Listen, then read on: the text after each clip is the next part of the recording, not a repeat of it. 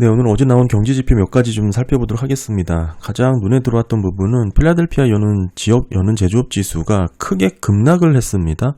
4월달 마이너스 26.4로 나왔는데 이 빨간색이 필라델피아 연은 제조업 지수거든요. PMI 흐름이 여기입니다.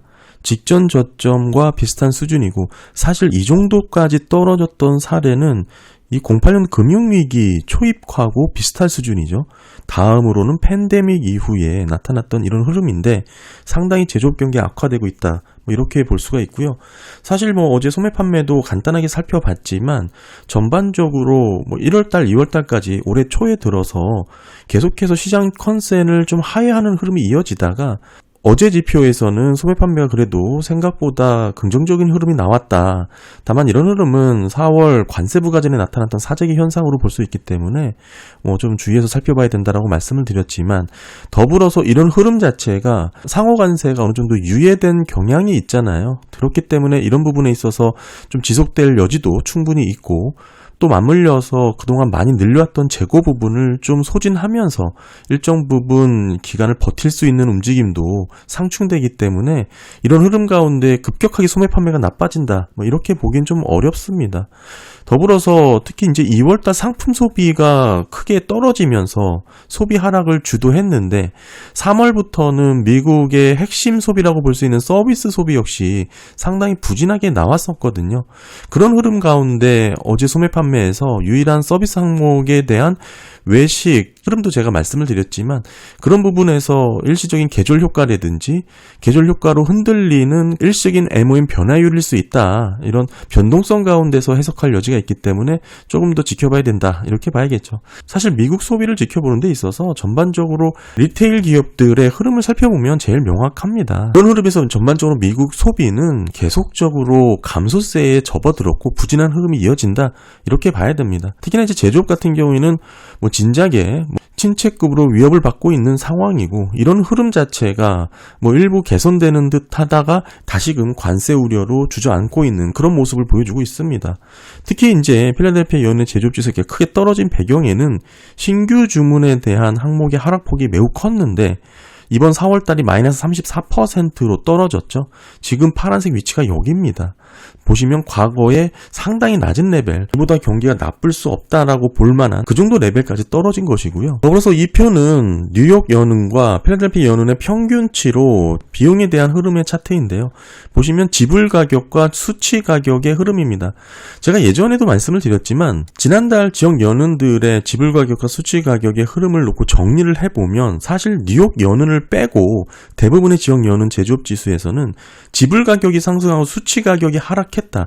이 말의 의미는 관세와 관련된 비용 증가분을 소비자들에게 가격 전가하는 것보다는 기업들 자체가 마진을 줄여서 흡수하고 있다. 이런 뜻으로 해석이 돼야 된다. 이렇게 볼 수가 있다고 말씀을 드렸죠. 뉴욕 연은을 제외하면 모두 지불 가격은 높아졌지만 수치 가격은 떨어졌다. 이런 흐름인데 이번 4월달 필라델피아 연은의 흐름, 뉴욕 연은의 흐름의 평균으로 보더라도 비슷한 흐름이 나타났습니다. 여전히 수요 둔화에 대해서 기업들은 우려를 많이 하고 있고 이런 환경이기 때문에 기업들은 예상보다 높은 관세 비용을 제품 가격에 충분히 전가하면서 반영하지 못하고 있다. 이런 흐름이 이어지고 있다. 이렇게 봐야 되고요. 이런 모습 속에 뉴욕 연은과 필라델피아 연은의 PMI 지수의 평균치가 여기입니다. 최근에 살펴보면 ISM PMI가 이 정도 레벨이었는데 아직은 하방 압력을 받을 만한 전저점까지 떨어질 만한 요인의 가능성이 더 높아졌다.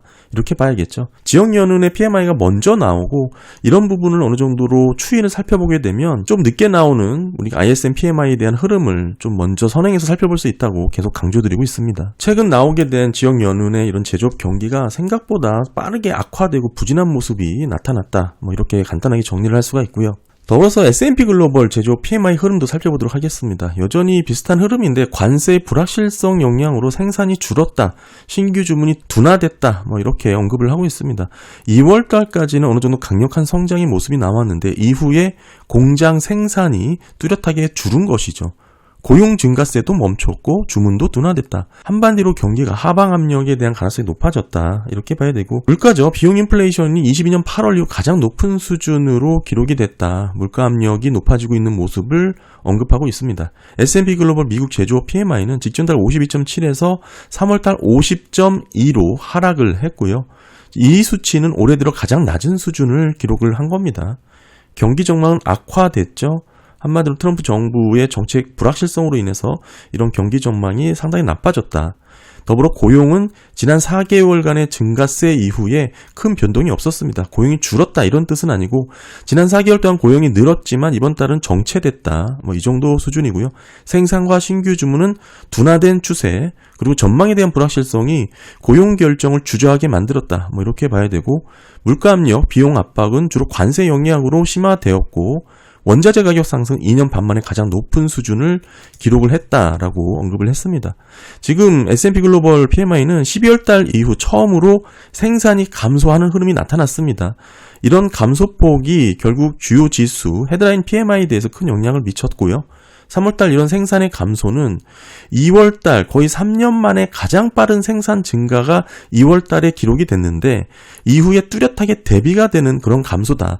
한마디로 2월달에 나타났던 생산 증가는 관세 전에 주문이 몰린 그렇게 증가된 결과치다. 이렇게 볼 수가 있겠죠. 더불어서 시장 불확실성도 자주 언급이 되고 있는데 이런 내용은 관세 시행과 연방정부 정책에 대한 우려가 늘 관련이 되어 있다. 트럼프 행정부가 하고 있는 관세 정책과 다양한 경제 정책들이 상당히 불확실하고 불안한 요인이다라고 볼 수가 있는 대목이고요. 이로 인해서 신규 주문이 둔화가 되었고 그 결과치는 3월 수치가 가장 낮은 수준까지 떨어질 정도다. 이렇게 봐야 되고, 좀 특이점으로는 이렇게 불확실성이 높은 와중에서도 일부 성공 사례를 굳이 게재하는 모습을 보여줬는데 일부 패널들 입장에서는 전시회와 신제품 출시를 통해 긍정적인 수요를 창출했다. 이런 성공적인 사례를 굳이 언급을 했습니다. S&P 글로벌 PMI에서 이런 내용을 게재를 했고요. 왜 게재를 했는지 모르겠지만 어찌됐든 이런 일부의 사례도 성공 사례도 있다. 이런 식의 내용을 굳이 게재한 내용도 있기 때문에 제가 좀 말씀을 드리고, 계속해서 살펴보면 최신 데이터는 관세 시행을 앞두고 주문을 이행하려는 노력의 일환으로 수출 주문이 9개월 만에 안정화되었다. 이로 인해서 3월에는 아시아, 캐나다, 유럽에서 주문이 증가를 했다. 아무래도 관세 전 사재기 현상의 움직임이다. 이렇게 볼 수 있는 대목이죠. 경기 전망에 대한 신뢰는 2월에 이어 다시 약화되었다. 이는 12월 이후 두 번째로 연속적인 하락을 기록한 것이고 가장 낮은 수준에 도달했다. 앞으로 경기 전망에 대해서 상당히 불안하다라고 얘기를 한 것입니다. 향후 1년 동안 연방정부 정책 불확실성과 관련이 당연히 높겠죠. 일부 기업들은 시간이 지나면서 관세를 통해 내수 수요 증가와 시장 점유율 향상을 기대한다. 이렇게 언급을 하기도 했습니다. 아까 일부 굳이 성공 사례를 언급한 멘트와 상당히 비슷한 추세인데 이런 내용이 조금 언밸런스 되는 내용들도 S&P 글로벌 PMI에서는 게재를 하고 있다는 점 제가 일부러 계속 말씀을 드리고 있고요. S&P 글로벌 PMI 같은 경우에는 이런 내용 상당히 경기에 대해서 낙관적인 내용들이 많은데 그런 흐름에 대해서 굳이 이렇게 계속 언급을 하고 있다는 점도 좀 인지를 하시면 좋을 것 같습니다. 고용 흐름 보시게 되면 4개월 연속 증가를 한 후에 지금 3월달은 변함이 없다. 말씀을 드렸다시피 그런 흐름이고 수요 증가 둔화와 높은 비용이 고용 활동에 영향을 미쳤다. 당연한 얘기겠죠. 고용 증가가 없지만 그럼에도 지금까지의 전체 작업량을 충분히 처리할 수 있다. 이런 내용이 되겠고요. 수주 잔고가 되겠죠. 미처리된 작업의 수준이 12월 이후 가장 빠른 속도로 줄었다. 경기가 턴어라운드 하기 위해서 수주 잔고의 급격한 증가가 필요하다라는 거 계속 강조드리고 있습니다. 지금 그런 모습이 아니라는 거 확인할 수가 있고요. 생산 감소와 주문 둔화 속에서 제조업체들은 구매 활동을 다소 줄였다. 어느 정도 재고가 축적됐다라고 볼 수 있는 부분이고 기업들은 가능한 한 기존의 자원을 활용해서 생산을 진행하고 있다. 이거 경기가 불확실하기 때문에 이런 흐름이 이어질 수밖에 없겠죠. 이러한 흐름은 2월에 미비한 증가를 기록한 후에 3월에는 다소 재고가 감소하는 모습으로 나타났다. 그 전에 많은 원자재 중간재를 축적해놨기 때문에 소폭 줄어든 흐름이 나타났다. 이렇게 정리를 할 수가 있고요. 수요가 약화했음에도 불구하고 배송 시간은 여전히 늘어났다. 이 얘기가 되겠죠. 보통 수요가 증가하게 되면 배송 시간이 느려지는데 이게 지금 수요가 나쁨에도 배송 시간이 늘어졌다라는 뜻은 여러 가지 세관에서의 지연 문제, 원자재 구매와 관련된 활동 등으로 해석을 할 수가 있는 요인이고 이런 부분에서 주문한 자재가 일시에 원자재 배송이 느려지면서 배송 지연을 초래했다. 관세 부과 전에 나타난 행정 혼란으로 해석할 여지가 있습니다. 더불어서 공급업체들은 3월 동안 대체적으로 가격을 인상한 것으로 확인이 되고 있고 일부는 관세와 관련이 있고 철강과 같은 금속 가격의 상승이 두드러졌습니다. 전체적으로 원자재 가격 인플레이션은 3월에 많이 올랐고요. 이 정도 수치가 22년 8월 이후 가장 높은 수준에 도달한 그 정도의 물가 급등이다. 이렇게 볼 수가 있고요. 급격한 원자재 가격 상승은 제조업 판매 가격의 상승으로 이어졌다. 일부 이어진 내용도 있다. 이렇게 볼 수 있겠고요. 최신 데이터에 따르면 제조업체 판매 가격은 4개월 연속 상승해서 25개월 만에 최고치를 기록했다. 이렇게 볼 수가 있습니다. 기본적으로 ISM PMI, 그리고 지역 연원의 PMI, S&P 글로벌 PMI 흐름 자체가 좀 초점이 조금씩 다른 것을 확인하실 수가 있겠죠. ISM이라든지 지역 연원 같은 경우도 지금 이 내용 보시게 되면 제조업체의 판매 가격의 인상보다는 소비자들의 가격 전가를 못하는 흐름이 많이 대두가 됐는데 S&P 글로벌 같은 경우는 그런 모습이 아니고 가격 전가를 했고 오히려 판매 가격 상승으로 이어졌다라고 언급할 정도니까요. 포커싱 자체가 조금 차이가 있는 그런 모습도 우리가 확인을 해볼 수가 있습니다. 전반적으로 조사 기관에 따라서 조사 방법이라든지 이런 부분에 차이가 있을 수 있기 때문에 전체적으로 감안해서 좀 보셔야 될 것 같고요. 두 기관의 차이는 제가 이렇게 여러 번 말씀을 드렸기 때문에 필요하신 분들은 영상을 멈춰놓고 참고하시면 될 것 같고요. 네, 다음은 신규 주택시장 흐름 살펴보도록 하겠습니다. 3월달 건축허가 주택 착공, 주택 완공 건수 흐름인데 먼저 허가 건수 보시면 3월달 148만 건으로 집계가 됐습니다. 직전달에 비해 소폭 증가를 했고요. YY 흐름 보시면 마이너스 0.2%, MOM은 1.58% 증가합니다. 장기적인 흐름이 뚜렷하게 감소 추세가 이루어지고 있고 단기적으로는 방향성이 없는 그런 정체 횡보되는 상황이다. 쭉 떨어졌고 여기서 정체 횡보되는 흐름이다. 이렇게 볼 수가 있겠고요. 2만 3천 건 정도의 신규주택 허가 늘어났다라는 흐름 자체가 보시면 직전 3개월 동안 계속해서 전월비 변화 건수가 줄었기 때문에 여기에 나타났던 변화로 좀 이해를 할 수 있는 부분이고 이 정도 늘어났다고 하더라도 과거 흐름 대비 그렇게 큰 의미가 있는 변화는 아니다. 이렇게 정리를 할 수가 있습니다. 네, 다음은 신규주택 착공 건수 보겠습니다. 실질적으로 신규주택을 공급하는 그런 흐름이다. 이렇게 볼 수 있겠고 3월달 132만 건 정도로 확인이 됩니다. 직전달 149만 건에 비해 크게 줄었죠. 컨센이 142만 건이었는데 이에 비해 크게 하회를 했습니다. 착공 건수가 크게 줄었기 때문에 주택 부동산 경기에 대해서 우려하는 목소리가 이 대목에서 확인이 되고요. 전체 흐름 자체가 변동성을 보이긴 하지만 크게 줄어든 모습, YY는 1.92% 증가합니다. MOM은 마이너스 11.38%로 크게 감소한 모습이 나타났습니다. 장기 추세는 뚜렷한 감소 추세의 모습이고 단기 흐름은 크게 감소를 했지만 이 보시면 떨어진 위치 자체가 아직은 박스권 하단 레벨에 위치한 수준이죠. 정치 행보 구간을 강하게 이탈해서 흐름 자체에 변화가 나타났다 이렇게 볼 정도는 아닙니다. 어느 정도 장기 추세의 뚜렷한 감소 추세가 이어지는 와중에 변동성 흐름에서 정치 행보 구간의 하단 레벨에 위치를 했다. 이 정도로 착공 건수가 크게 줄어든 흐름을 보시면 좋을 것 같습니다. 더불어서 이번 3월달 주택 착공이 전월비 마이너스 11.38% 급감한 원인은 보시게 되면 다세대 주택의 착공에 변화가 생겼다 이렇게 볼 수는 없고요. 일반 단독주택의 MOM 변화가 마이너스 14.23%로 크게 감소를 했습니다. 따라서 결국에는 높은 주택가격과 모기지 금리가 높기 때문에 일반 미국인들의 주택 수요가 부진했다 이런 부분을 반영을 할 수가 있고 이 내용 자체는 실제 미국인들의 주택 경기를 주도하는 일반 단독주택이기 때문에 주택 공급업체들의 도산 우려라든지 마진 축소의 문제점이 대두가 될 수 있습니다. 여기에 건설자재에 대한 관세 비용이 높아지는 흐름이 있기 때문에 비용 증가까지 맞물리게 되면 상당한 마진의 부담이 누적될 수 있다 이렇게 설명을 할 수가 있고요. 건축 허가가 나온 뒤 한두 달 정도 뒤는 착공 건수의 흐름으로 이어지는 게 자연스럽고 더불어서 이제 완공 건수 흐름 보겠습니다. 3월달 154만 건 정도고요. 직전달 대비 감소를 했습니다. YY는 3.89%, MOM은 마이너스 2.09%입니다. 완공 건수 흐름 보시게 되면 직전 고점에 비해서는 감소하긴 했으나 전체 추이 가운데 이 상승 채널 안에 아직은 머물고 있죠.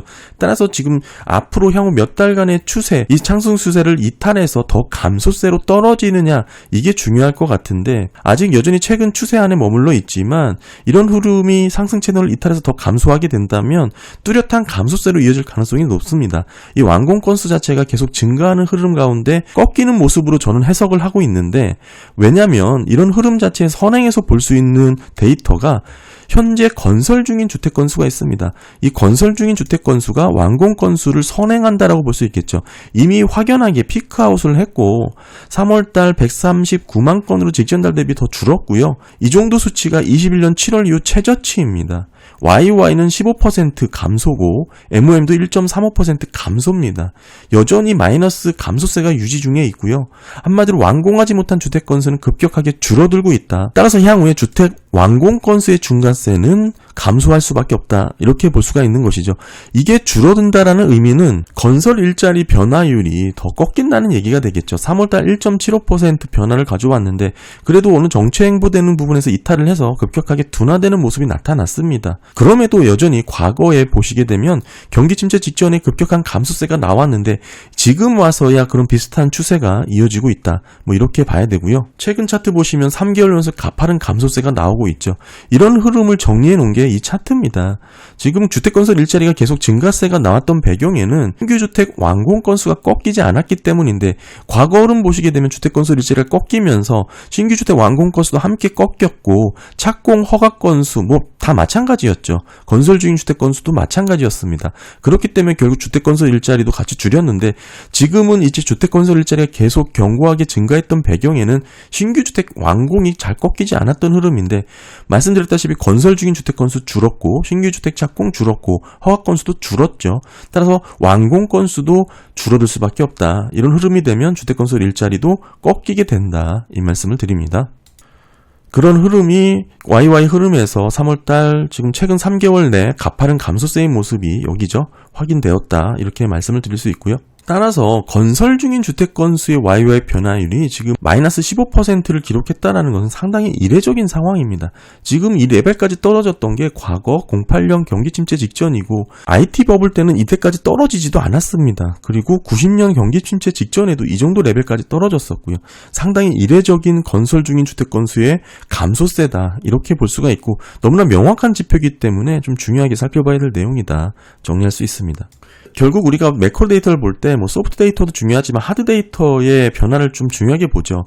궁극적으로 이 주택 부동산 경기의 흐름은 대표적인 하드 데이터입니다. 고용과 더불어서 대표적인 하드 데이터고 이런 흐름 자체, 특히 신규 주택의 공급 흐름이 이렇게 부진하고 축되는 모습을 재확인했다. 뭐 이렇게 볼 수가 있고요. 특히나 3월달 신규 주택 착공 건수가 컨센트의 크기를 하회를 하면서 그 내막을 살펴보면 다세대 주택보다는 일반 단독 주택의 급감으로 이끌어낸 컨센 하회다. 이런 의미라면 실질 주택 경기에 대한 부진이 크게 주택 공급 업체들의 도산이라든지 마진 압박으로 이어질 가능성이 높다. 뭐 이렇게 해석을 해야 될 것 같습니다. 감사합니다.